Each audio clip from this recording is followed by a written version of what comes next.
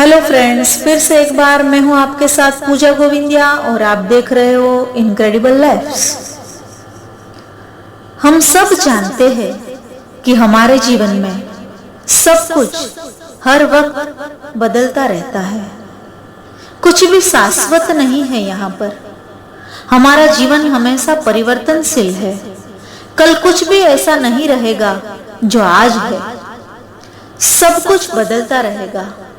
आखिर परिवर्तन ही जिंदगी का नियम है और बस एक यही नियम है जो कभी नहीं बदलेगा। बाकी सब कुछ बदल जाएगा।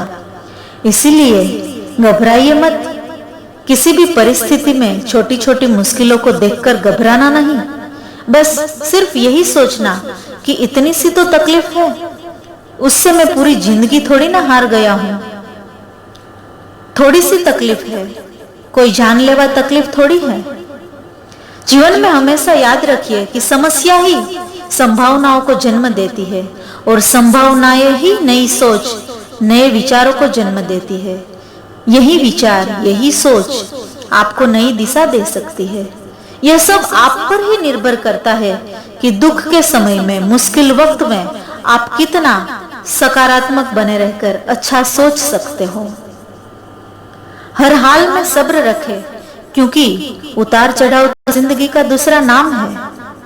एक बहुत पुरानी प्यारी सी कहानी है। एक फकीर हज को निकला।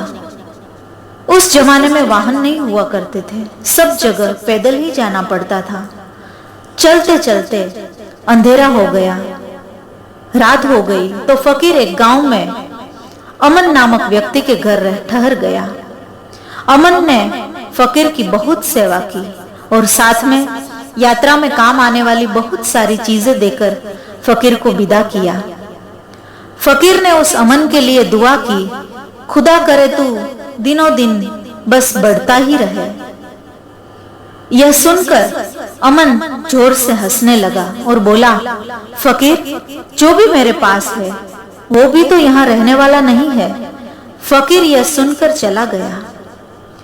कुछ महीनों बाद यात्रा से वापस लौटते वक्त वह फिर यही गांव से गुजरा और अमन से मिलने उसके घर गया। उसने देखा अमन का सारा वैभव अब समाप्त हो चुका था। वो गांव के मुखिया के उधर नौकरी करने लगा था। फकीर उसे मिलने मुखिया के घर पहुंच गया, लेकिन इस अभाव की स्थिति में भी अमन ने फकीर की खूब सेवा की। खुद जमीन पर सो गया, फकीर को बिस्तर पर सुलाया। खुद ने खाना नहीं किया, फकीर को खिलाया।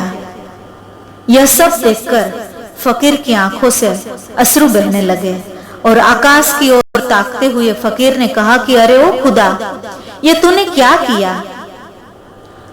फकीर की यह बात सुनकर अमन फिर हंसने लगा और बोला कि आप क्यों दुखी हो रहे हो?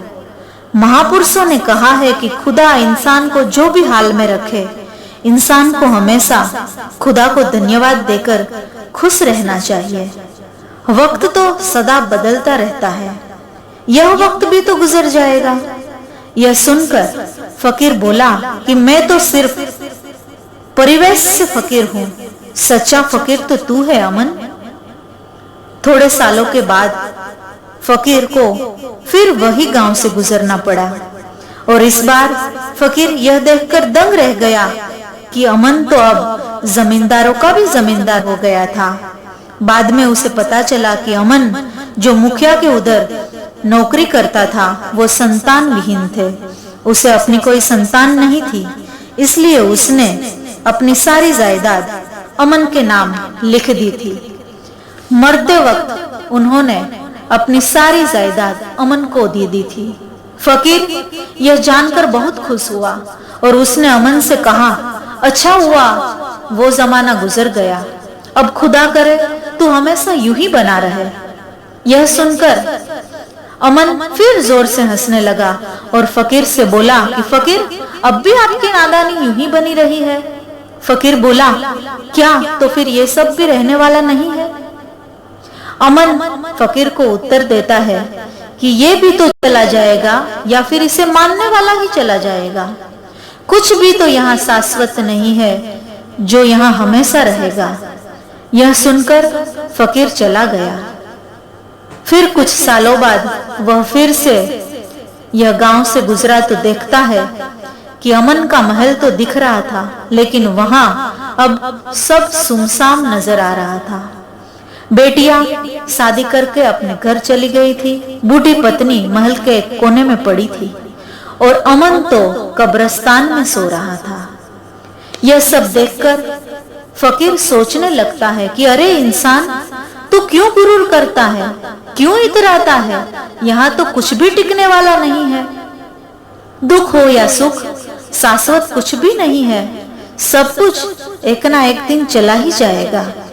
सच्चा इंसान तो वो है जो हर हाल में हर पल खुश रहते हैं। सुख हो या दुख, हर पल हमेशा मुस्कुराते रहते हैं। धन्य हो अमन तेरा सत्संग और धन्य है तेरे सद्गुरु जिसने तुझे जिंदगी का सही ज्ञान दिया। मैं तो वैसे सिर्फ फकीर हूं, फकीर तो तू ही है अमन। इतना सोचने के बाद फकीर के मन में आया कि चलो मैं एक बार अमन की कब्र पर तो होके आऊं, थोड़ा सा फूल चढ़ा के आऊं। फकीर जब अमन की कब्र पर पहुंचता है तो देखता है कि अमन ने उसकी कब्र पर भी लिखवा कर रखा है, आखिर यह भी तो नहीं रहेगा।